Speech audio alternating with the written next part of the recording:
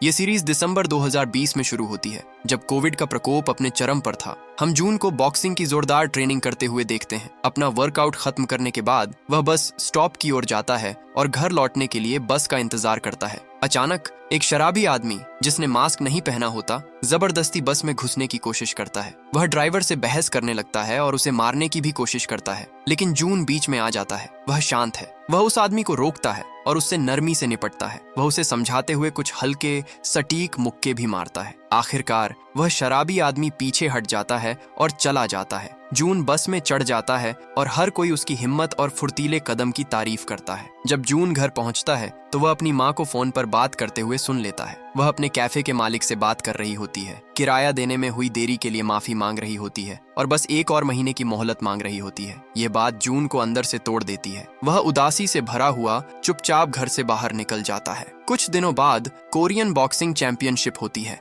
जून इसमें हिस्सा लेता है और कई मैच लड़ता हुआ आगे बढ़ता है, जब तक कि उसका सामना वूजिन नाम के एक मजबूत विरोधी से नहीं हो जाता। वूजिन काफी मजबूत साबित होता है और जून पर कई वार करता है, लेकिन आखिर में जून लगातार कई जोरदार मुक्के मारता है, खासकर वूजिन की कमर पर एक जोरदार वार जिसके लिए वह मशहूर है। जून चैंपियनशिप और इनाम की रकम जीत जाता है। मैच के बाद वूजिन अपने कोच के साथ बैठता है। कोच उसे हारने के लिए बुरी तरह डांटते हैं और उसे खाने के लिए बस थोड़े से पैसे देते हैं। दुखी और अपमानित महसूस करता हुआ वूजिन वहां से चला जाता है। बाहर उसे जून अपना इंतजार करते हुए मिलता है। जून उसे साथ खाना खाने के लिए बुलाता है। वूजिन जून की इस दरिया दिली से हैरान रह जाता है, खासकर तब जब जून ने अभी अभी उसे हराया था। जून तो अपनी जीती हुई रकम में से कुछ पैसे खाने का बिल चुकाने के लिए देने की भी पेशकश करता है। वूजिन मान जाता है और मांस खाने की इच्छा जाहिर करता है, लेकिन जून माफी मांगते हुए समझाता है कि वह खाने पर बस एक सीमित रकम ही खर्च कर सकता है,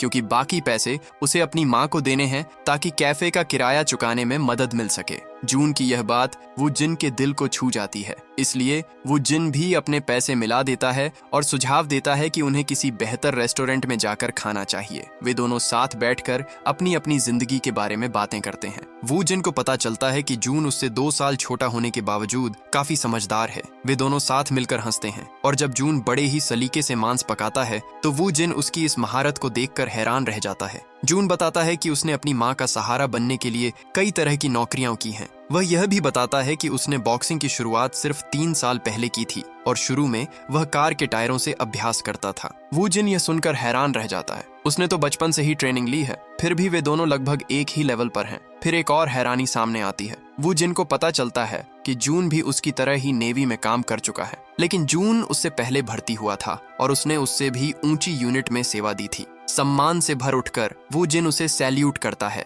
वह जून के साथ बहुत ही औपचारिक ढंग से पेश आने लगता है, लेकिन जून जोर देकर कहता है कि उन्हें भाइयों की तरह रहना चाहिए और बस इसी तरह उनके बीच एक गहरी दोस्ती की शुरुआत हो जाती है। इस बीच खबरों में एक अधूरी पड़ी बिल्डिंग परियोजना को लेकर लोगों का गुस्सा बढ़ता जा रहा है, जिसका काम कई बार रुक चुका है। लोग सरकार से मांग कर रहे हैं कि या तो इस परियोजना को पूरा किया जाए या फिर इसे गिरा दिया जाए, क्योंकि यह खतरनाक होती जा रही है और शहर की छवि को भी खराब कर रही है। इन्वेस्टर, एक अमीर कारोबारी परिवार और 400 अरब येन के प्रोजेक्ट को फंड करने वाले बैंक के बीच एक मीटिंग होती है। बैंक कम से कम 100 अरब येन की वापसी की मांग करता है। तनाव बढ़ जाता है। अचानक मोंग किम नाम का एक आदमी अंदर आता है। वह अपने बिजनेस कार्ड बांटता है, लेकिन उन पर यह नहीं लिखा होता कि उसकी कंपनी क्या करती है। यह साफ हो जाता है कि वह एक सूदखोर है। इन्वेस्टर गुस्से से आग बबूला हो जाता है। उसे लगता है कि मोंग का वहां कोई काम नहीं है, लेकिन मोंग शांति से बताता है कि एक बार एक आर्थिक संकट के दौरान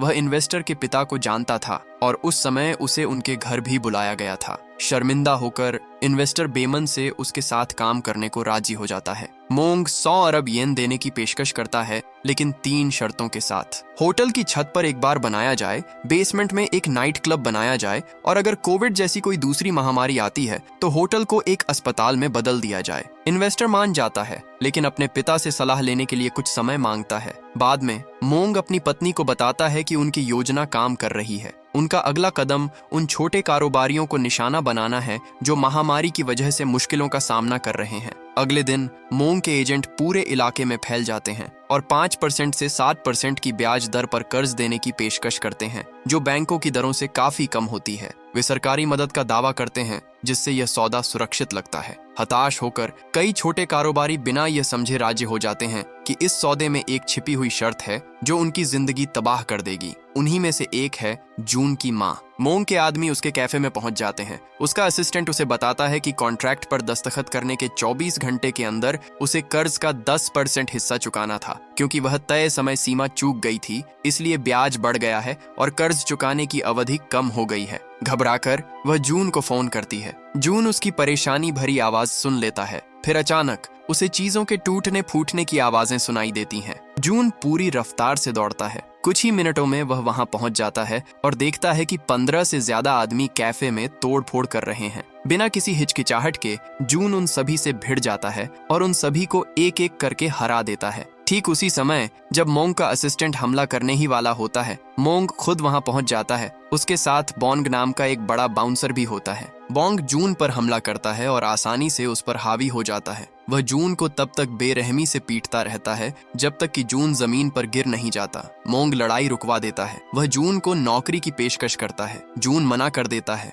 गुस्से में आकर मोंग उसे बांध देता है और चाकू से उसके चेहरे पर वार करता है, जिससे एक पक्का निशान बन जाता है ताकि वह इसे कभी न भूले। जून को अस्पताल ले जाया जाता है। डॉक्टर उसे बताता है कि उस निशान के लिए उसे सर्जरी की जरूरत है, क्योंकि यह बाद में उसे परेशान कर सकता है, खासकर इसलिए क्योंकि वह अभी भी जवान है, लेकिन सर्जरी महंगी है। जून मना कर देता है। वू जिन उसके पास ही रहता है और बहुत ज्यादा चिंतित होता है। वह किसी को फोन करके जून की माँ का कर्ज चुकाने में मदद के लिए पैसे भी मांगता है। जून यह सुन लेता है और उसका दिल टूट जाता है। वे दोनों मिलकर एक कर्ज देने वाले के पास जाते हैं। उन्हें 10 करोड़ येन दिए जाते हैं, लेकिन एक शर्त पर, उन्हें दूसरों से कर्ज वसूलने का काम करना होगा। जून तुरंत मना कर देता है, क्योंकि इसका मतलब होगा बिल्कुल मोंग जैसा बन जाना। जून अपने दोस्त वू जिन के साथ चलता है और वे दोनों एक पक्का वादा करते हैं, चाहे कुछ भी हो जाए वे कभी भी ऐसा कोई काम नहीं करेंगे जो एक फाइटर के उसूलों के खिलाफ हो। उसी समय हियोन नाम की एक जवान लड़की सामने आती है। वह चुपके से मयोंग की कंपनी के एक आदमी पर नजर रख रही होती है।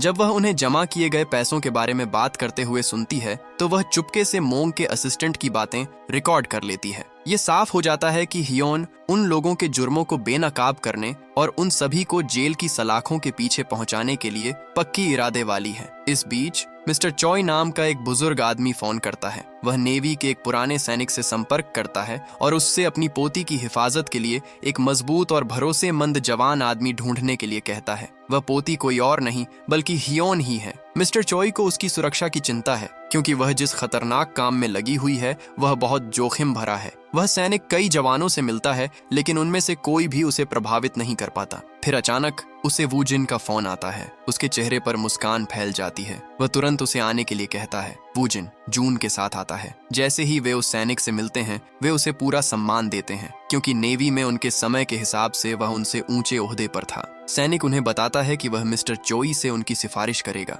वह मिस्टर चोई को एक दयालु इंसान बताता है जो लोगों की मदद करता है और बिना किसी ब्याज के पैसे भी उधार देता है। अगले दिन मिस्टर चोई उनकी फाइलें देखते हैं। वह जून और वू जिन दोनों से बहुत प्रभावित होते हैं और उनसे खुद मिलने का फैसला करते हैं। मुलाकात के दौरान मिस्टर चॉय एक चौंकाने वाली बात बताते हैं। वह खुद भी कभी एक लोन शार्क हुआ करते थे, लेकिन उन्होंने वह जिंदगी पीछे छोड़ दी थी। अब वह उन लोगों की मदद करते हैं जिन्हें सच में पैसों की जरूरत होती है, खासकर उन लोगों की जिन्हें महंगे मेडिकल ऑपरेशन की जरूरत होती है, और वह उन्हें बिना किसी ब्याज के पैसे उधार देते हैं। फिर वह जून से उसके अतीत के बारे में पूछते हैं कि उसने बॉक्सिंग कैसे शुरू की। जून खुलकर अपनी बात बताता है। वह बताता है कि बचपन में वह अपने पिता को अपनी माँ के साथ बुरा बर्ताव करते देखता था। आर्थिक तंगी के कारण उसके पिता शराब के आदी हो गए थे। उसी पल से जून ने खुद से एक वादा किया कि वह इतना मजबूत बनेगा कि अपनी माँ की रक्षा कर सके। फिर मिस्टर चोई जून के चेहरे पर पड़े निशानों और चोटों को देखते हैं। जून सच बताता है, एक सूदखोर ने उसके साथ ऐसा किया था। मिस्टर चोई उसे दिलासा देते हैं और उसे एक नौकरी का प्रस्ताव देते हैं। उसे अपनी पोती का बॉडीगार्ड बनना होगा और उसके काम में उसकी मदद करनी होगी, जिसके बदले उसे बहुत ज्यादा सैलरी मिलेगी। जून और वू जिन बहुत खुश होते हैं। वे साथ में घर लौटते हैं। कुछ ही देर बाद दरवाजे की घंटी बजती है। जून दरवाजा खोलता है और देखता है कि मिस्टर ओ, जो मिस्टर चोई के सहायकों में से एक हैं, वहां खड़े हैं। वह जून को 100 मिलियन येन देते हैं और कहते हैं कि यह 2 साल की सैलरी एडवांस में है। जून पूरी तरह से हैरान रह जाता है। फिर खुशी से झूमता हुआ वह अंदर भागता है और अपनी माँ को पैसे दे देता है। वह खुशी के आंसुओं के साथ रो पड़ती है और जून तथा वू जिन दोनों का शुक्रिया अदा करती है। अगले दिन जून और वू जिन फिर से मिस्टर चोई से मिलने जाते हैं, लेकिन वह उन्हें कुछ ऐसा बताते हैं जिसकी उन्हें उम्मीद नहीं थी। उन्हें अभी आधिकारिक तौर पर नौकरी पर नहीं रखा गया है। आखिरी फैसला ह्योन को लेना है। जून सन्न रह जाता है। वह पूछता है कि अगर ह्योन ने उन्हें मना कर दिया तो क्या होगा। मिस्टर चोई शांति से जवाब देते हैं कि उन्हें पैसे वापस करने होंगे।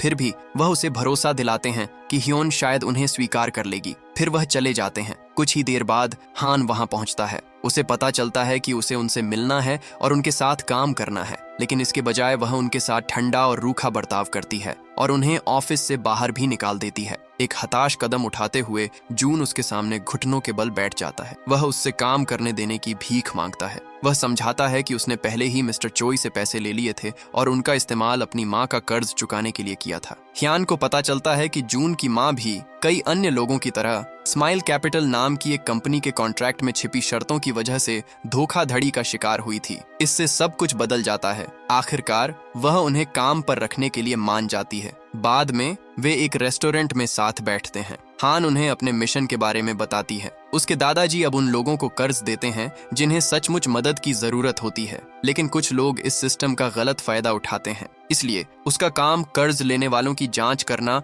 और यह पक्का करना है कि उन्हें सचमुच पैसों की जरूरत है या नहीं। वह उन्हें सियांग नाम के एक आदमी के बारे में बताती है। उसने उसके दादाजी से कर्ज लिया था और फिर 1.5 साल के लिए गायब हो गया था। इत्तेफाक से बाद में वह उसे एक ट्रेन स्टेशन पर मिली, जहां वह अब एक बेघर आदमी की तरह रह रहा था। लेकिन कुछ तो गड़बड़ लग रही थी। वह उसका पीछा करती है और सच्चाई का पता लगा लेती है। वह एक ऐसे गिरोह का हिस्सा था जो बेघर लोगों का रूप धरता था। वे लोगों की पहचान चुराते हैं, आईडी कार्ड का इस्तेमाल करके नकली धंधे खोलते हैं और उन पहचानों के आधार पर कर्ज लेते हैं। फिर वे गायब हो जाते हैं और बेकसूर लोगों को भारी कर्ज के जाल में फंसा हुआ छोड़ जाते हैं। अब ह्यान का मिशन साफ है, यह पता लगाना कि वे किसके लिए काम करते हैं, वे रोज कितनी आईडी जमा करते हैं और इस पूरे गोरख धंधे का पर्दाफाश करना। वह उन्हें स्माइल कैपिटल के एक आदमी की फोटो दिखाती है। जून की आंखें फटी की फटी रह जाती हैं। वह उसे तुरंत पहचान लेता है। वह मोंग का असिस्टेंट है, वही आदमी जिसने उसकी मां पर हमला किया था। हान बहुत खुश है, उसके शक की पुष्टि हो गई है। वह उन्हें उनका पहला मिशन सौंपती है। संदिग्ध लोगों का पीछा करो, लेकिन दखल मत दो। बस यह देखो कि वे किससे मिलते हैं और कितने आईडी कार्ड जमा करते हैं। वे एक सबवे स्टेशन की ओर जाते हैं जहां बहुत से बेघर लोग सोते हैं। जून और वू जिन चुपके से एक ऐसे ग्रुप का पीछा करते हैं जो बेघर होने का नाटक कर रहा होता है। वे उन्हें असली बेघर लोगों को यह यकीन दिलाते हुए सुन लेते हैं कि वे एक सरकारी चैरिटी संस्था से हैं और उन्हें बेघर लोगों के लिए पैसे का इंतजाम करने के लिए बस उनके आईडी कार्ड चाहिए। एक एक करके बेघर लोग अपने आईडी कार्ड उन्हें सौंप देते हैं, जब तक कि एक आदमी मना नहीं कर देता। वह बताता है कि वे पहले भी उसका आईडी कार्ड ले चुके हैं, लेकिन उसे कभी कोई पैसा नहीं दिया। दोनों पक्षों में बहस छिड़ जाती है। वह गैंग उस आदमी को घेर लेता है और उसे बेरहमी से पीटना शुरू कर देता है। जून गुस्से से अपनी मुट्ठियां भींच लेता है। वू जिन उसे रोकने की कोशिश करता है और उसे उनके प्लान की याद दिलाता है, लेकिन जून अब और बर्दाश्त नहीं कर पाता। वह दौड़कर बीच में कूद पड़ता है। वू जिन भी उसके पीछे पीछे जाता है। दोनों मिलकर लड़ते हैं और उस पूरे ग्रुप को आसानी से हरा देते हैं। शियांग और उसके आदमी वहां से भाग निकलते हैं। वो जिन घायल आदमी के लिए एम्बुलेंस बुलाता है। अस्पताल पहुंचने पर उन्हें एक बेहद चौंकाने वाली बात पता चलती है। अगर वे थोड़ी देर से पहुंचते तो उस आदमी की जान चली गई होती। जब ह्योन को पता चलता है कि क्या हुआ है तो वह गुस्से से आग बबूला हो जाती है। वह उनके साथ आगे काम करने से साफ मना कर देती है। वो जिन बार बार उससे माफी मांगता है, लेकिन जून ऐसा नहीं करता। वह अपनी बात पर अड़ा रहता है। वह ह्योन को अपने चेहरे पर बना जख्म दिखाता है और उसे अपनी पूरी कहानी बताता है। वह बताता है कि कैसे मोंग ने उसकी माँ की जिंदगी तबाह कर दी थी, कैसे उसने उसकी माँ को जान से मारने की धमकी दी थी और कैसे उस बेघर आदमी को तकलीफ में देखकर उसे लगा कि अगर उसने कुछ नहीं किया तो वह उस राक्षस से भी ज्यादा बुरा इंसान बन जाएगा जिसने उसके चेहरे पर यह जख्म दिया था। ह्योन उसकी तरफ देखती है और आखिरकार उसकी बात समझ जाती है। वह उनके साथ आगे काम करने के लिए राजी हो जाती है। इसी बीच शियांग मोंग के असिस्टेंट को सारी बातें बता देता है। वह उसे बताता है कि कोई उन पर नजर रख रहा है और उसने उनकी टोपियों से उन्हें पहचान लिया था। असिस्टेंट एक फैसला लेता है। वह अपने आदमियों के साथ उस आदमी के घर जाता है जिसने बहुत पहले उससे कुछ पैसे उधार लिए थे। वह आदमी मिस्टर चोई है। ह्योन सर्विलांस कैमरों के जरिए यह सब कुछ देख रही होती है। वह तेजी से दुकान की सारी लाइटें बंद कर देती है और जून तथा वूजिन के साथ कहीं छिप जाती है। वे देखते हैं कि वे आदमी दुकान में जबरदस्ती घुसने की कोशिश करते हैं, लेकिन कामयाब नहीं हो पाते। फिर मोंग का असिस्टेंट उस इमारत का बहुत बारीकी से मुआयना करता है। उसे एक बहुत ही अहम बात का पता चलता है। इमारत के अंदर एक बहुत बड़ा तिजोरी रखा हुआ है और ठीक उसी पल वह यह फैसला करता है कि वे दोबारा यहाँ आएंगे और उस सेफ को तोड़कर उसके अंदर रखी सारी चीजें चुरा ले जाएंगे। कुछ देर बाद मिस्टर चोई आते हैं और हियोन उन्हें वह सब कुछ बताती है जो हुआ था। जैसे ही वह यह सुनते हैं, मिस्टर चोई उसे तुरंत अपनी योजना रोकने का आदेश देते हैं, लेकिन हियोन मना कर देती है। इसके बजाय वह जून के चेहरे की ओर इशारा करती है और उसे वह चोट दिखाती है जो स्माइल कैपिटल के चेयरमैन ने उसे पहुंचाई थी।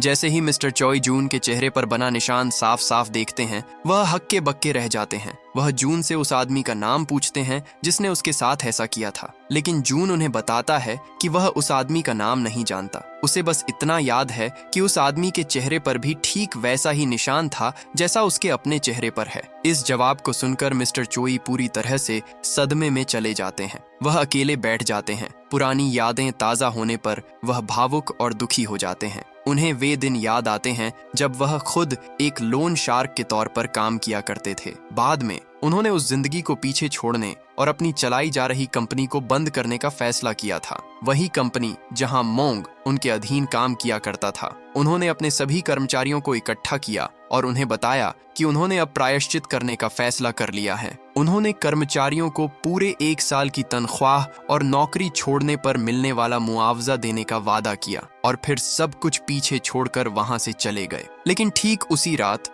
मोंग और उसका सहायक बा ने मिलकर मिस्टर चोई की तिजोरी लूटने का फैसला किया। जब मिस्टर चोई को बिल्डिंग के गार्ड से पता चला कि किसी ने उनके दफ्तर में सेंध लगाई है, तो वह खुद वहां यह देखने के लिए भागे कि आखिर कौन उनकी चीजें चुराने की कोशिश कर रहा है। वहां उनका आमना सामना बा और एक दूसरे आदमी से हुआ। अपनी बढ़ती उम्र के बावजूद मिस्टर चोई ने उन दोनों को बड़ी आसानी से काबू में कर लिया। लेकिन तभी अचानक मोंग ने पीछे से उन पर हमला कर दिया और उन पर चाकू से कई वार किए। इसके बाद भी मिस्टर चोई ने हार नहीं मानी और पलटवार किया। उन्होंने मोंग के हाथ से चाकू छीन लिया और उसके चेहरे पर वार किया, जिससे मोंग घायल हो गया। लेकिन तभी बा को फिर से होश आ गया। उसने अपनी पूरी ताकत से मिस्टर चोई पर वार किया और उन्हें खिड़की से बाहर फेंक दिया। मिस्टर चोई उनकी आंखों के सामने नीचे जा गिरे और ऐसा लग रहा था कि उनके बचने की अब कोई गुंजाइश ही नहीं है। बा यह देखकर बुरी तरह से डर गया। उसे यकीन ही नहीं हो रहा था कि उसने एक इंसान की जान ले ली है। लेकिन मोंग ने उसे शांत करने की कोशिश की और उसे तिजोरी खाली करके उसके साथ वहां से भाग जाने का आदेश दिया। तभी अचानक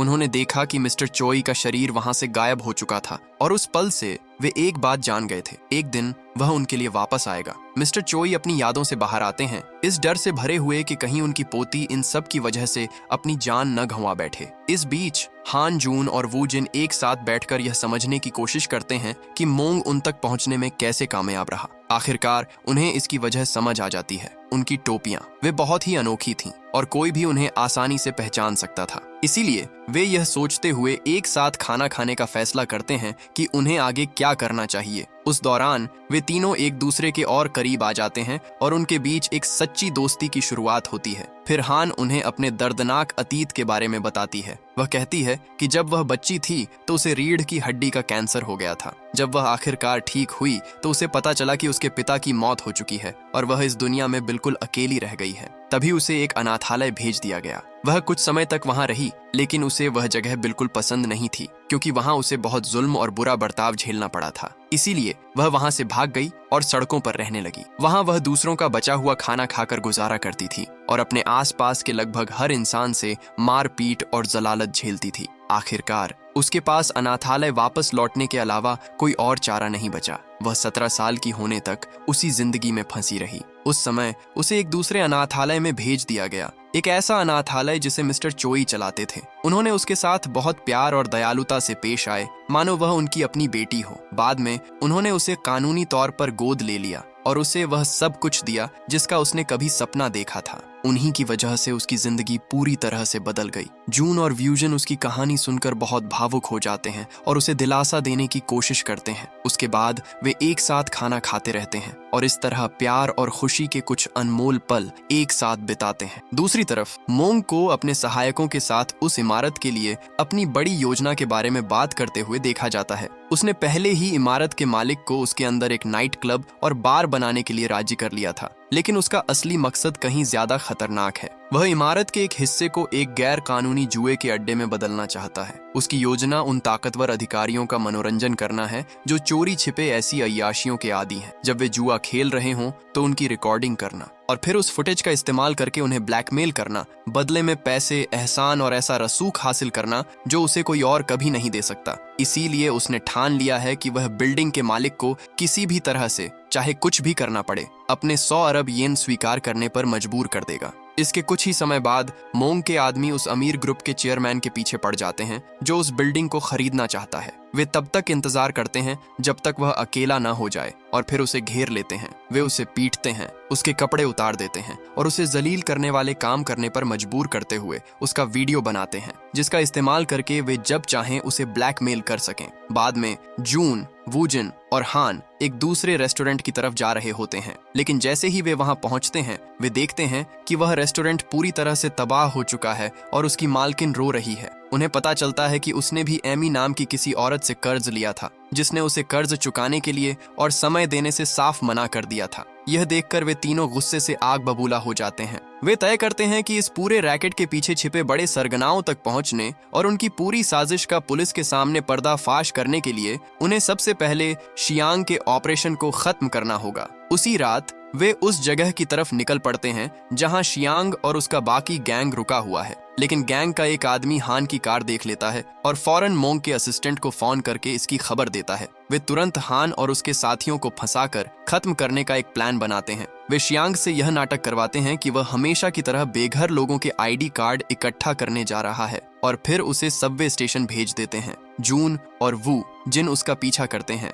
जबकि हान कार में बैठकर उनका इंतजार करती है। तभी अचानक गाड़ियों का एक बड़ा काफिला वहां पहुंचता है जो आदमियों से खचाखच भरा हुआ है। वे स्टेशन के अंदर हर तरफ से जून और वूजिन को घेर लेते हैं। हान ये देखकर दहशत में आ जाती है। उसे तुरंत एहसास हो जाता है कि उनका प्लान फेल हो चुका है। वह फौरन अपने दादाजी को फोन करती है और उन्हें सारी बात बता देती है। स्टेशन पर जून और वू जिन अकेले ही पूरे गैंग का सामना करते हैं। कुछ देर बाद हान भी उनकी मदद करने के लिए लड़ाई में कूद पड़ती है और फिर वे तीनों मिलकर पूरे गैंग को इतनी बुरी तरह से हरा देते हैं कि उनमें से कोई भी हिलने डुलने लायक नहीं बचता। ठीक उसी समय मोंग का असिस्टेंट जून का चेहरा देख लेता है और उसे पहचान लेता है। उसे एहसास होता है कि जून की माँ ही उस कैफे की मालकिन है जिसे उन्होंने पहले तबाह कर दिया था। वह फौरन शियांग और अपने आदमियों को उसे किडनैप करने के लिए भेज देता है, लेकिन मिस्टर चोई अपने पुराने दोस्त यांगजी को भी भेजते हैं, एक ऐसा आदमी जो कभी उनके पुराने गैंग का हिस्सा था, ताकि वह दोनों घरों पर नजर रख सके।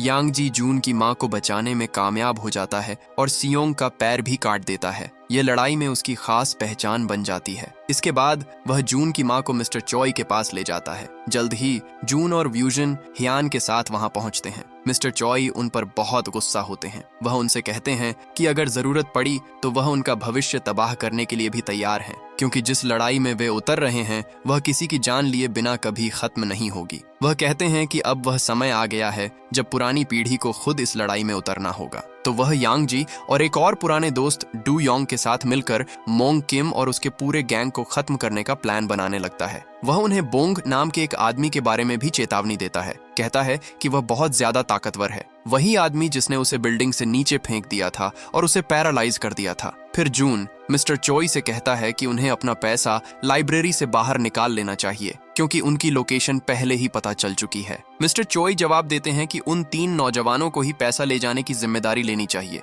क्यों? क्योंकि उन पर सबसे कम शक होगा, और इसलिए भी क्योंकि वे एक साथ 30 से ज्यादा आदमियों से लड़ने जितने ताकतवर हैं। आखिर में मिस्टर चोई मान जाते हैं और यह मिशन हान को सौंप देते हैं। वह उससे कहते हैं कि एक खास समय पर जाए, पैसा इकट्ठा करे और उसे तय जगह पर पहुंचा दे। इस बीच जून की माँ वूजिन और हयान के लिए खाना बनाती है। हयान उसके साथ होकर बहुत खुश होती है। असल में वह मन ही मन यह दुआ करती है कि काश जून की माँ ही उसकी अपनी माँ होती। जून की माँ उसके साथ इतनी गर्मजोशी और प्यार से पेश आती है जैसा हयान ने पहले कभी महसूस नहीं किया था। हयान बहुत भावुक हो जाती है और साथ ही दिल से खुश भी होती है। फिर खाने के बाद वह जून और वू जिन से तैयार होने को कहती है, क्योंकि बस कुछ ही घंटों में उन्हें मिस्टर चोई का पैसा ले जाना होगा। आखिर वह समय आ ही जाता है। जून, वू जिन और यान एक कार में बैठकर निकल पड़ते हैं जिसमें बहुत सारे बक्से रखे होते हैं। जब वे वहां पहुंचते हैं तो जून देखता है कि लाइब्रेरी और कार के बीच की दूरी इतनी ज्यादा है कि सारा सामान हाथ से उठाकर ले जाना मुमकिन नहीं है।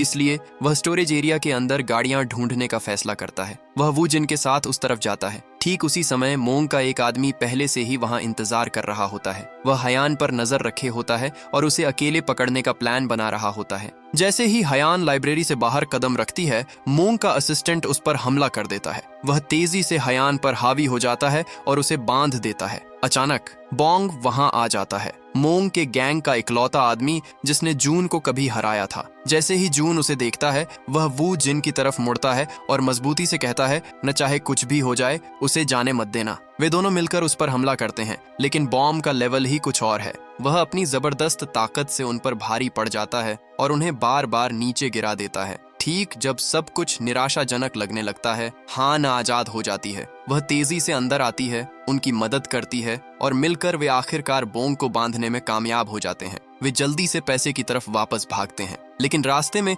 उन्हें एक डरावनी बात का एहसास होता है। मोंग का असिस्टेंट भाग गया है, जिसका मतलब है कि अब वे गंभीर खतरे में हैं। वे तुरंत पैसे इकट्ठा करना और उसे कार में लादना शुरू कर देते हैं। जून कैश के सबसे बड़े हिस्से की रखवाली के लिए पीछे रुकता है, जबकि बाकी लोग सेफ से बचा हुआ पैसा निकालते हैं, जो सोने की ईंटों से भरा निकलता है। वे तीनों जाने की तैयारी करते हैं, लेकिन अचानक मोंग की गाड़ियां उन्हें चारों तरफ से घेर लेती हैं। मोंग पैसे चुराने पर तुला हुआ है ताकि वह बिल्डिंग का खर्च चुका सके और ताकतवर अधिकारियों के खिलाफ अपनी ब्लैकमेल की योजना को अंजाम दे सके। हान जल्दी से जून को बुलाती है, मेरे पीछे आओ, ठीक वैसा ही करो जैसा मैं करती हूँ। वह सीधे मंग की गाड़ियों के बीच से गाड़ी निकालती है और जून ठीक उसके पीछे पीछे चलता है। एक तेज रफ्तार पीछा शुरू होता है। वे सड़क पर गैंग से लड़ते हुए आगे बढ़ते हैं, तभी अचानक हियान की कार तबाह हो जाती है। वह और वू जून सोने की ईंटों से भरे भारी बैग लेकर तेजी से बाहर कूदते हैं, लेकिन वजन की वजह से उनकी रफ्तार बहुत धीमी हो जाती है। गैंग उनके ठीक पीछे आ जाता है। जून हमलावरों को रोकने के लिए तेजी से आगे बढ़ता है और उनका ध्यान भटकाने के लिए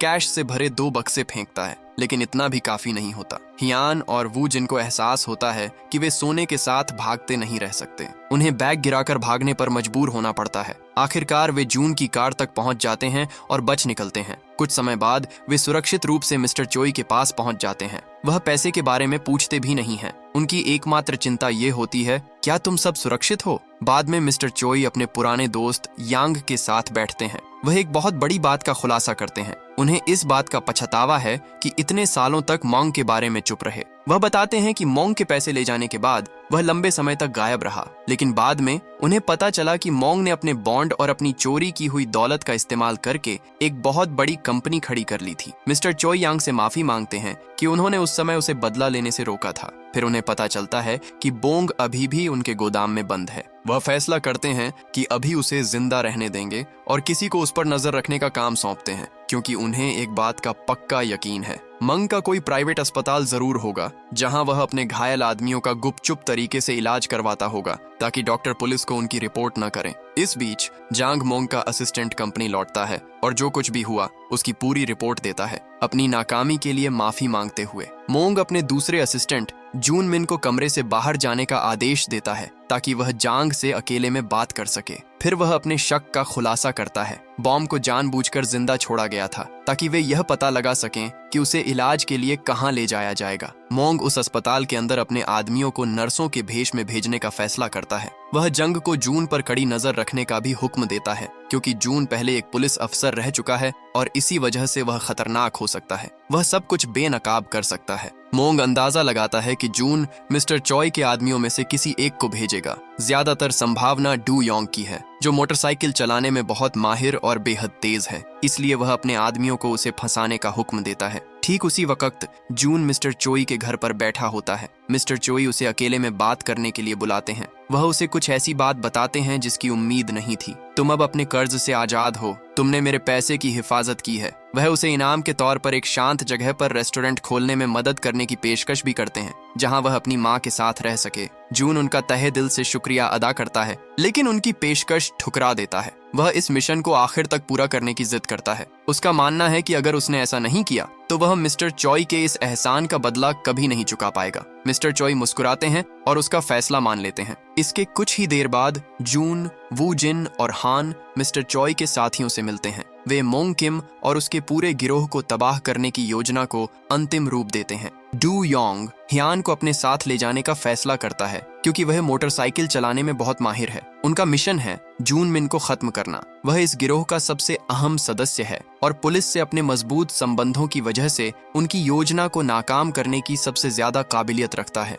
इस बीच यांग, जून और वू जिन को अपने साथ ले जाता है। उनका मिशन है अस्पताल के अंदर घुसपैठ करना। योजना पर अमल शुरू हो जाता है। पूरे एक दिन की ट्रेनिंग के बाद वे अपने मिशन पर निकल पड़ते हैं। डू योंग जून मिन का पीछा करना शुरू कर देता है। वह तब तक इंतजार करता है जब तक जून मिन अकेला नहीं रह जाता। फिर वह मोटरसाइकिल पर सवार होकर उस पर तेजी से झपटता है और चाकू से हमला कर देता है। लेकिन तभी अचानक मोंग के आदमी वहां आ जाते हैं। वे ठीक इसी पल का इंतजार कर रहे थे। जैसे ही डू योंग पकड़े जाने वाला होता है, तभी यांग वहां पहुंच जाता है और उसे बचा लेता है। वे दोनों एक साथ वहां से बच निकलते हैं। ठीक उसी समय यांग, जून और वू जिन अस्पताल पहुंच जाते हैं। वे तब तक इंतजार करते हैं जब तक जंग वहां नहीं आ जाता। फिर वे तेजी से आगे बढ़ते हैं और भेष बदले हुए गिरोह के सदस्यों के कुछ समझ पाने से पहले ही जंग को अगवा कर लेते हैं। वे उसे बांधकर एक पुराने गोदाम में ले जाते हैं। वहां वे उससे पूछताछ शुरू करते हैं। कुछ देर बाद मिस्टर चोई वहां पहुंचते हैं। वह जंग को उनके साथ सहयोग करने के लिए राजी कर लेते हैं।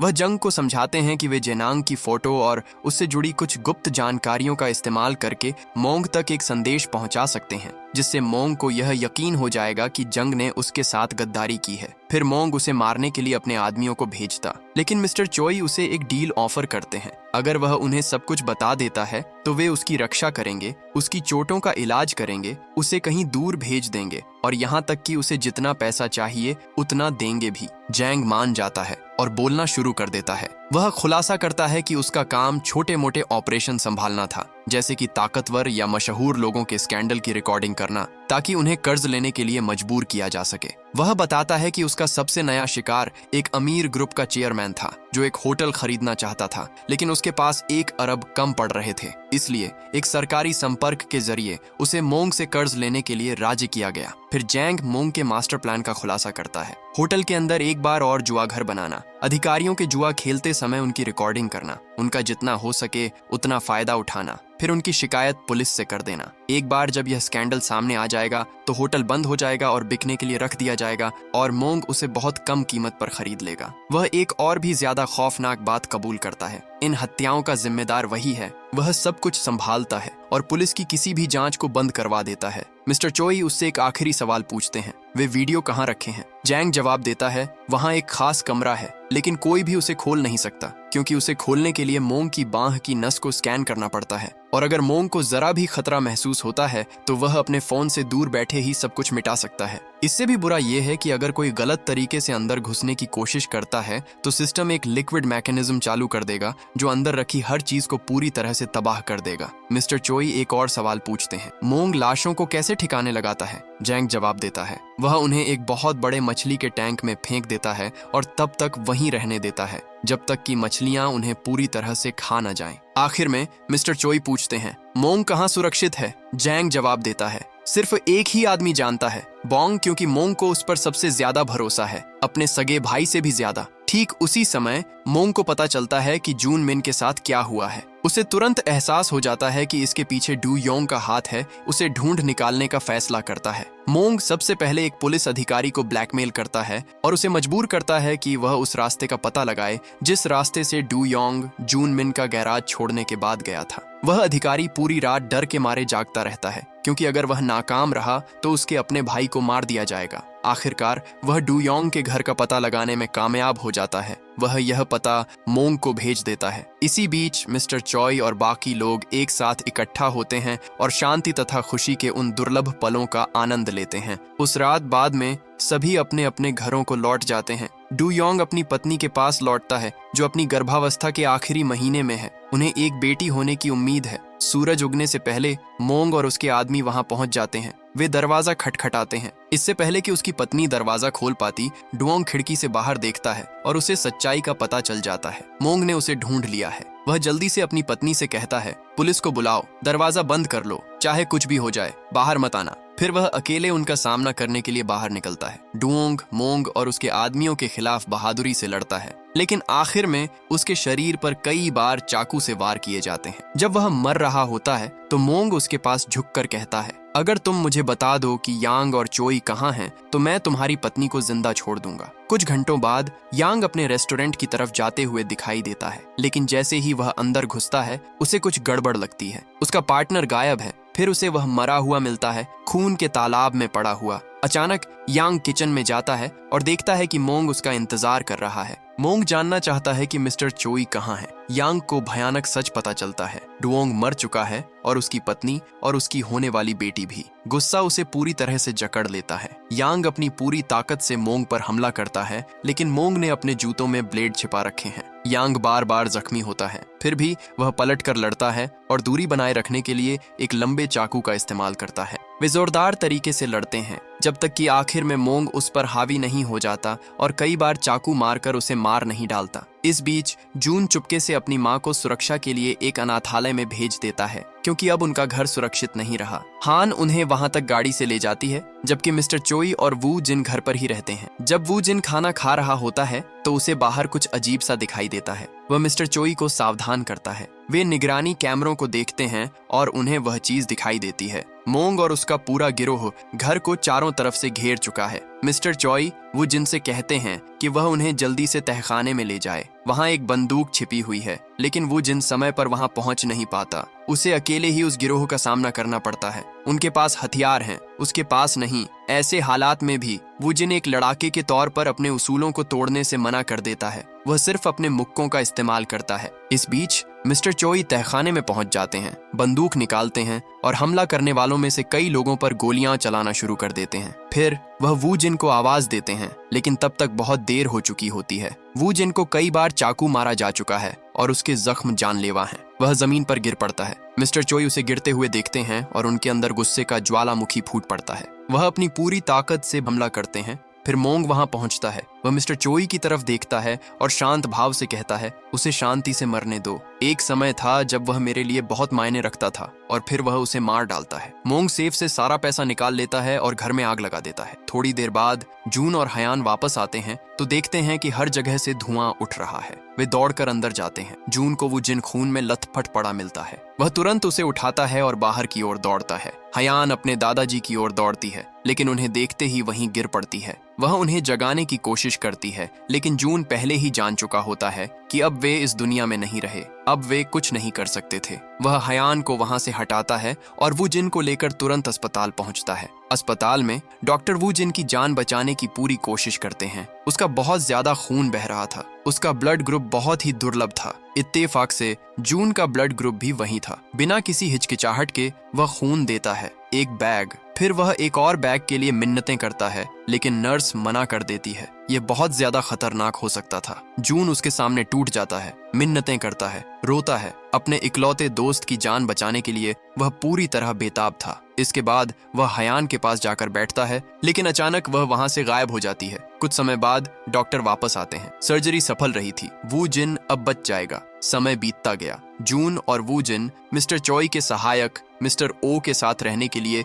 एक दूर के शहर में चले जाते हैं। महीनों तक वे लगातार कड़ी ट्रेनिंग करते हैं, खुद को और ज्यादा मजबूत बनाने के लिए अपनी पूरी जान लगा देते हैं। और फिर एक दिन वे तय करते हैं कि अब समय आ गया है कि वे वापस लौटें और मोंग किम को खत्म कर दें। मिस्टर ओ भी इसके लिए राजी हो जाते हैं। वे उन्हें अपनी सारी जमा पूंजी दे देते हैं। वह आपातकालीन पैसा जिसे मिस्टर चोई ने कहीं छिपा कर रखा था। वे उन्हें अपनी कार भी दे देते हैं और उन्हें सावधान रहने की हिदायत देते हैं। जून और वू जिन शहर वापस लौट आते हैं, वे एक ऐसे कमरे में ठहरते हैं जो कभी मिस्टर चोई की पोती मांडो का हुआ करता था। फिर वे मोंग के सभी दुश्मनों को ढूंढकर उन्हें एक साथ लाने की अपनी योजना पर काम शुरू करते हैं। वे एक ऐसे लोन शार्क के पास जाते हैं जिसे मोंग की नकली कंपनियों ने चूना लगाया था, लेकिन वह उनकी बात मानने से मना कर देता है। उसके लिए अपनी जान बदले की भावना से कहीं ज्यादा कीमती थी। इसलिए वे एक बड़े लक्ष्य की ओर बढ़ते हैं, एक बहुत बड़े और अमीर ग्रुप का चेयरमैन। ये वही आदमी था जिसने एक आपत्तिजनक वीडियो के जरिए उन्हें ब्लैकमेल किया था। चेयरमैन बुरी तरह से घबरा जाता है। उसकी इज्जत दांव पर लगी हुई थी। वह मोंग का विरोध करना चाहता था, लेकिन कर नहीं पा रहा था। उसके पिता ने उसे मोंग से पैसे उधार लेने की इजाजत देने से साफ मना कर दिया था और इस तरह वह पूरी तरह से फंस चुका था। तभी अचानक उसे जून और वू जिन की तरफ से एक संदेश मिलता है। वे मोंग के साम्राज्य को खत्म करने की योजना बनाने के लिए मिलना चाहते हैं। वह मान जाता है। वह उनके साथ एक पुलिस अधिकारी डियांगो से भी मिलता है, जो उसके परिवार का ही हिस्सा है। वे सब साथ बैठते हैं, पीते हैं, बातें करते हैं और एक दूसरे पर भरोसा कायम करते हैं। फिर वे एक साहसी योजना को अंतिम रूप देते हैं। वे मोंग के सिस्टम को तब हैक करेंगे जब वह कंपनी में होगा और उसके सेफ में रखे सभी वीडियो डिलीट कर देंगे। उन वीडियो के बिना मोंग अपनी सारी ताकत खो देगा। एक साइबर क्राइम स्पेशलिस्ट भी उनके साथ जुड़ जाता है। वे एक ऐसा डिवाइस लगाते हैं जो मोंग के फोन को जबरदस्ती वाईफाई से कनेक्ट कर देता है। वह दिन आ जाता है। मोंग एक कॉन्ट्रैक्ट पर साइन करने के लिए आता है। उसका डिवाइस नेटवर्क से कनेक्ट हो जाता है, लेकिन उन्हें पता चलता है कि उसके पास एक दूसरा फोन भी है। चेयरमैन बीच में आता है। वह मोंग को धमकी देता है, जब तक तुम खुद वीडियो डिलीट नहीं करोगे तब तक कोई कॉन्ट्रैक्ट नहीं होगा। मोंग मान जाता है। वह अपना फोन उठाता है, वाईफाई से कनेक्ट करता है और वीडियो डिलीट करने का नाटक करता है। ठीक उसी पल हैकर मोंग के वॉल्ट के अंदर मौजूद सभी डिवाइस को सफलतापूर्वक नष्ट कर देता है और सारा डेटा कॉपी कर लेता है। अब ऑफिसर डियांगो के पास मोंग के अपराधों में शामिल सभी लोगों की पूरी लिस्ट है। वह तेजी से पुलिस स्टेशन लौटता है। वहां उसे एक लेफ्टिनेंट मिलता है जो अभी भी देर रात तक काम कर रहा होता है। वह उससे कहता है, मैं एक बहुत बड़े केस पर काम कर रहा हूँ, मैं तुम्हें कल सब कुछ भेज दूंगा। यह मोंग नाम के एक बड़े सूदखोर के बारे में है। लेफ्टिनेंट बहुत खुश होता है, लेकिन जिस पल डियांगो वहां से निकलता है, लेफ्टिनेंट मोंग को फोन करता है। वह उसे सब कुछ बता देता है। मोंग उसे इस जानकारी के लिए 100 मिलियन येन देने की पेशकश करता है और अगर वह मिस्टर चोई के डेटा तक पहुंच बना ले तो और भी ज्यादा पैसे देने का वादा करता है। लेफ्टिनेंट मान जाता है। वह फाइलों का इंतजार करता है और उन्हें हैक करने में कामयाब हो जाता है। वह मिस्टर ओ की लोकेशन भी ट्रैक कर लेता है। इस बीच मोंग घर लौटता है। उसे पता चलता है कि उसके वॉल्ट के साथ क्या हुआ है, लेकिन हैरानी की बात यह है कि वह बिल्कुल भी परेशान नहीं लगता, क्योंकि उसके पास पहले से ही एक और कॉपी मौजूद है। दूसरी तरफ जून और व्यूजन मिस्टर चॉय के प्रति सम्मान दिखाते हुए उनका सारा पैसा लौटाने का फैसला करते हैं। वे बोंग के बारे में जानकारी इकट्ठा करना शुरू करते हैं। वह अकेला ऐसा व्यक्ति है जिसे सेफ तिजोरी की लोकेशन पता है। उसकी तलाश करते समय वे अचानक एक फोटो देखकर चौंक जाते हैं, जिसमें मिस्टर ओ बंधे हुए नजर आते हैं। कुछ ही देर बाद उन्हें बॉम्ब का फोन आता है। वह उन्हें एक तय जगह पर मिलने के लिए कहता है और वादा करता है कि वहां उन्हें मिस्टर ओ की लाश मिलेगी। जब डिएगो को पता चलता है कि उसके दादाजी के साथ क्या हुआ है, तो वह उनके साथ जाने की जिद करती है। वह अपना धनुष तैयार करती है, जिससे पता चलता है कि वह तीरंदाजी में बहुत माहिर है। उसी समय वो जून उस नेवी सैनिक को फोन करता है जिसने शुरू में उनकी मुलाकात मिस्टर चोई से करवाई थी। जैसे ही उसे पता चलता है कि मिस्टर चोई की मौत हो चुकी है और मिस्टर ओ को अगवा कर लिया गया है, वह तुरंत मदद करने के लिए राजी हो जाता है। वे सभी उस तय जगह की ओर निकल पड़ते हैं। वहां उन्हें बॉम्ब उनका इंतजार करता हुआ मिलता है, जो उन्हें मारने के लिए पूरी तरह तैयार है। लेकिन अब जून पहले जैसा नहीं रहा। महीनों की ट्रेनिंग के बाद वह जबरदस्त ताकत के साथ बॉम्ब पर हमला करता है और उसे पलटवार करने का एक भी मौका नहीं देता जब तक कि वह उसे बेहोश नहीं कर देता। वे नेवी सैनिक से कहते हैं कि वह बॉम्ब से सेफ की लोकेशन के बारे में पूछताछ करे। फिर वे मिस्टर ओ को हर जगह ढूंढते हैं, लेकिन वह कहीं भी नहीं मिलता। इस बीच सार्जेंट को पता चलता है कि क्या हो रहा है और वह उस जगह पर पुलिस की टुकड़ियां भेज देता है। लेकिन मोंग के लिए काम करने वाले एक भ्रष्ट लेफ्टिनेंट की वजह से यह योजना फेल हो जाती है। मोंग के आदमियों को पता चल जाता है कि पुलिस रास्ते में है और मिस्टर ओ पूरी तरह से गायब हो जाते हैं। जून और उसकी टीम मिस्टर ओ से फिर से पूछताछ करने के लिए बायाम लौटते हैं, लेकिन उनकी सहन शक्ति देखकर वे हैरान रह जाते हैं। इतनी ज्यादा यातनाएं सहने के बाद भी वह कुछ भी बोलने से मना कर देता है। फिर अचानक वह अपनी ही जीभ काट लेता है ताकि वह कभी भी कुछ भी न बता सके। जून यह देखकर बहुत डर जाता है। सब कुछ होने के बाद भी वह किसी को भी मरने नहीं देना चाहता। वह तुरंत बा को अस्पताल ले जाने का फैसला करता है। उसी समय सार्जेंट को आखिरकार मयोंग और उसके सभी आदमियों को गिरफ्तार करने के लिए आधिकारिक वारंट मिल जाते हैं। उसके फोन के डेटा का विश्लेषण करने के बाद पुलिस की छापेमारी शुरू होती है। मोंग के कई आदमी पकड़े जाते हैं, लेकिन मोंग खुद आखिरी पल में बचकर निकल जाता है। अब गुस्से से भरा हुआ मोंग बदला लेने का फैसला करता है। वह ग्रुप एल के चेयरमैन को वह आपत्तिजनक वीडियो भेजता है और उसे याद दिलाता है कि वह अभी भी उसके काबू में है। फिर वह सार्जेंट को निशाना बनाता है। वह चुपके से उस ड्रिंक में जहर मिला देता है जिसे सार्जेंट हर दिन पीता है। वह साइबर क्राइम अधिकारी को कार से कुचलवाकर मारने के लिए एक कार भी हायर करता है। इस तरह वह उन सभी लोगों को खत्म कर देता है जिन्होंने उसे बेनकाब करने की कोशिश की थी। सार्जेंट को एहसास होता है कि उसे जहर दिया गया है। घबराहट में वह दौड़कर एक दुकान में घुसता है, नमक खाता है और जबरदस्ती उल्टी करता है, जिससे उसकी जान बच जाती है। उसी पल जून और वू, जिनको एक मैसेज मिलता है जिसमें मिस्टर ओ की लोकेशन बताई गई होती है, वे खुद को तैयार करते हैं और डेंगो की सुरक्षा को लेकर चिंतित होते हुए उसे बिना बताए चुपके से निकल जाते हैं। लेकिन डेंगो उन्हें देख लेती है और उनके साथ आने की जिद करती है। वे तीनों उस जगह की ओर निकल पड़ते हैं। वहां उन्हें मोंग खुद अपने पूरे गैंग से घिरा हुआ मिलता है। उनके पास भारी हथियार होते हैं। इस बार जून और वू जिन अपनी पिछली गलतियों से सीखते हैं। वे अपनी सुरक्षा के लिए जो कुछ भी इस्तेमाल कर सकते हैं उसे उठा लेते हैं। एक जबरदस्त लड़ाई शुरू हो जाती है। मोंग उन्हें धमकी देता है, अगर तुम लोग सरेंडर नहीं करोगे तो मैं मिस्टर ओ को मार दूंगा। अचानक डेंगो वहां आ जाती है। वह एक तीर चलाती है और मोंग के हाथ में मारती है। मोंग और उसके गैंग को पीछे हटने पर मजबूर होना पड़ता है। जून और बाकी लोग मिस्टर ओ को बचाने में कामयाब हो जाते हैं। वह उन सभी का तहे दिल से शुक्रिया अदा करता है कि उन्होंने उसके लिए इतना कुछ किया और अपनी पोती के साथ घर लौट जाता है। अगले दिन सार्जेंट, जून, वू जिन और ग्रुप एल के चेयरमैन अपनी अगली चाल की योजना बनाने के लिए मिलते हैं। मोंग पूरी तरह से गायब हो चुका है। जून को मोंग का असिस्टेंट याद आता है, वही जिसने भागने की इजाजत मिलने के बदले उन्हें पहले सब कुछ बता दिया था। वे उसे ढूंढने की कोशिश करते हैं और आखिरकार उसका नंबर पता लगा लेते हैं। उसका ध्यान खींचने के लिए वे उसे पैसे भेजते हैं और यह तरीका काम कर जाता है। जब वह उन्हें बुलाता है तो वह एक डील की मांग करता है। वह उस इकलौती जगह के बारे में बताएगा जहां मयोंग भागने की योजना बना रहा है और वह ऐसा कैसे करेगा। लेकिन 1 अरब येन के बदले चेयरमैन मान जाता है। जैसे ही उसे पैसे मिलते हैं, असिस्टेंट सच बता देता है। मयोंग वियतनाम जाने वाले एक कार्गो जहाज से भागेगा, अपने साथ बचे हुए पैसे भी ले जाएगा। वह उन्हें शिपमेंट नंबर देता है और एक ऐसे संपर्क व्यक्ति का नंबर भी देता है जो उन्हें जहाज पर चढ़ने में मदद कर सकता है। वह पल आ जाता है।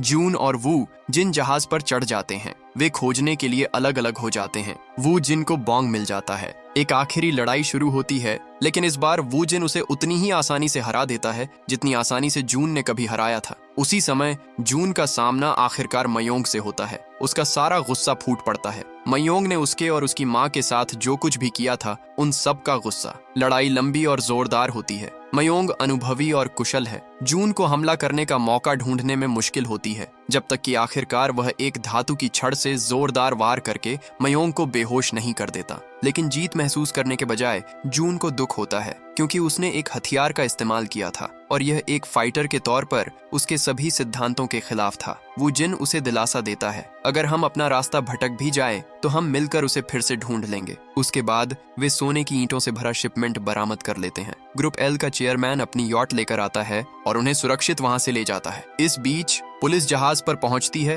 और आखिरकार मयोंग और बॉम्ब को गिरफ्तार कर लेती है। आखिर में जून और वू जिन उस पैसे का इस्तेमाल ग्रुप एल की देखरेख में एक विशाल अस्पताल बनाने का फैसला करते हैं। वे उसका नाम मिस्टर चोई के नाम पर रखते हैं और लोगों का मुफ्त इलाज करने और उनके सपने को पूरा करने का वादा करते हैं। चेयरमैन उन्हें दिल खोलकर इनाम देता है। उनमें से हर एक को सोने की 2 ईंटें देता है और उनके किए गए हर काम के लिए उनका शुक्रिया अदा करता है। वह उनसे संपर्क में रहने के लिए कहता है, क्योंकि वह जानता है कि उसे उनके जितने वफादार और इज्जतदार दोस्त फिर कभी नहीं मिलेंगे। जून और वू जिन खुश हैं कि उन्हें मिस्टर चोई के लिए इंसाफ मिला और उन्हें जिंदगी का एक नया मकसद मिल गया। और इसी के साथ ये सीरीज खत्म हो जाती है। इस तरह के और वीडियो देखने के लिए सब्सक्राइब करें, बेल आइकन पर टैप करें और वीडियो को लाइक करना न भूलें।